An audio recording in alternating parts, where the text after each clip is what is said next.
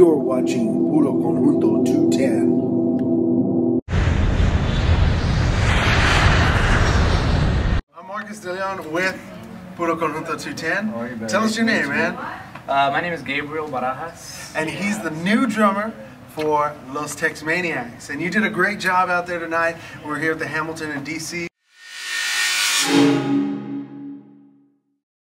Tell us a little bit, how did you end up coming about being the drummer for Los Texmaniacs? First of all, man, thank you so much, man. Appreciate that. You know, even this interview is awesome, man. That's cool.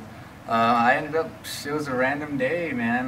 Max Baca called me out of the blue. And, you know, in the conjunto world, you know that name, Max Baca and the Texmaniacs. Yeah. You know, they've traveled the world. They won the Grammy in 2010, you know, so to even be considered to have a phone call from this guy is you know, I looked at my phone. But just a kind of an out of the blue call. He's seen me around with a couple other cats. I worked with Raulito and Emilio Navaira, and you know, a couple other Tejano cats, and you know, a couple of cats from the Cumbia Kings, and you know, so I've done a little bit of work here and there, you know. So he said he saw me around and always gave out a good vibe, and you know, pretty chill, and you know, that type of thing. He dug it. He dug the style, the playing, and invited me to, you know, see what was up. And cool. Yeah, man, my first run was with a cat out of Holland. His name is Dwayne Verheyden. Yeah, we know Dwayne Verheyden. Yeah, man, really a good buddy of mine and a great person, a good guy, really good guy, dude. And so I toured with him. I traveled with him for about a month and a half. That's like kind of like a trial thing, and then he kept me on with the Texmaniacs, man. So I've been with them for about 4 or 5 months, something like that, man. So yeah.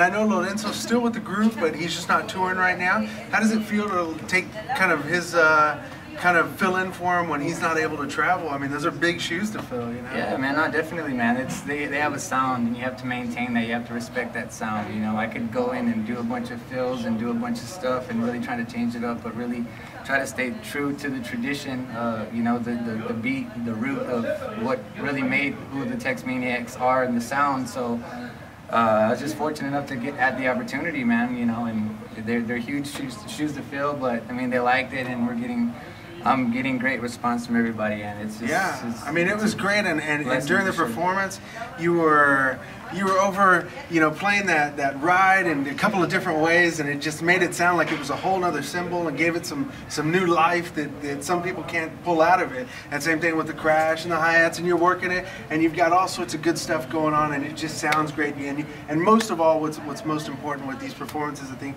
is that you're keeping the time. You've got the fills, but it's not messing up the time. It's keeping it like a metronome, you know, and it sounded really good. You know, and for anybody out there, man, any tools that you can use to better yourself, really, that's what it is, man. A few years ago, I tried out for a band, and they were a band that I really was hoping that I could get into, and he just was like, your timing is just really, you know, it's not there, it's, you know. But I took it in a good criticism way. I grabbed me a metronome and just started, you know, using that met, and then eventually trying to kind of like training wheels. But you have to be open to that, open to you know, not thinking that you're, you know, to have to be humble and then try to be grounded, and then, you know, I think that's, for me, the timing comes in. And with these cats, these are heavy cats, man. Oscar Garcia on the bass, he's just a monster. Yeah. Max is, you know, when you're working with these cats, it makes it easy, you know. So I'm not gonna sit here and take credit for a bunch of, you know, stuff, but I definitely appreciate the compliment. And is there anybody you look forward to working with in the future, either with Los Texmaniacs or filling in for other groups that you know what, I really have a desire to play with this person or this group? You know what, I had the opportunity, and I was very lucky to, the first song I ever played, I was about 6 years old. It was Aniceto Molina Cumbia. He's an accordion player. Yeah. And last year I had the opportunity to play a song with him, a cumbia. He got up with the Texmaniacs, and wow. He played the accordion, so that was my first song I played when I was 6, and now as an adult I got to perform with him, so that was a surprise and that was awesome. So, I mean, of course, Los Lobos. I performed one time with a Super 7. Yeah. I mean, all Grammy winners. Texas Pride, right? All Grammy winners other than myself. So, I mean, you know, the jitters are there, man. But it's like I said, man, it's just been taking it one step at a time, man. That's everybody I work with is a blessing, man. It's awesome to share the stage with any musician, man. That's how I look at it, buddy. Oh, that's so great. That's so great. Thank you, and really appreciate you doing this interview with Puroconjunto210. Thank you so much. We look forward to putting it online and putting you out there, and I'm going to definitely be putting good reviews because you did such a good job, and you know, I know a lot of people will watch the performance, and maybe next time I'm hoping that they come out to see you because they're missing out if they don't come out. Right. They really are, because I've seen a lot of acts and I've seen a lot of drummers, and some of them just sit there and they're playing, they're collecting the check, but you seem like you're having a good time. It's your passion, and you're putting that love into each note, and we really appreciate it as fans.